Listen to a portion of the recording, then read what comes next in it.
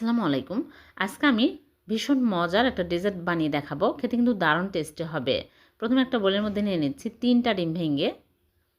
আপনারা চাইলে আরও বেশি কমও ডিম নিতে পারবেন। স্বাদমতো লবণ দিয়ে ভালো করে ফেটে নিচ্ছি। তারপরে দিয়ে দিচ্ছি চিনি 2 টেবিল চামচ। আর দিয়ে দিচ্ছি এলাচের গুঁড়া সামান্য পরিমাণে সুন্দর ফ্লেভারের জন্য। আর এখানে লিকুইড দুধ 1 কাপ দিয়ে দিচ্ছি। আগে জাল করে ঠান্ডা করে দিয়ে দিলাম।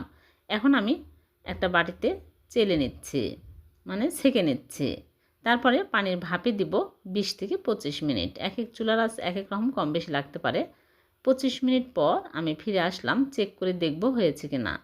টুথপিক দিয়ে চেক করে দেখলাম হয়ে গেছে। এখন চুলা থেকে নামিয়ে আমি নরম ফ্রিজে রেখে দিয়েছিলাম। ঠান্ডা হওয়ার পর বের করে নিয়ে আসলাম। এখন মোল্ড আউট করে আপনাদেরকে দেখাচ্ছি। অনেক মজার, উপর দিয়ে আমি গুঁড়া দুধ ছিটিয়ে দিয়েছি। খুবই টেস্টি, এভাবে বানিয়ে দেখবেন, খুবই মজার হয় খেতে। ভালো লাগলে লাইক কমেন্ট শেয়ার করবেন। আল্লাহ হাফেজ।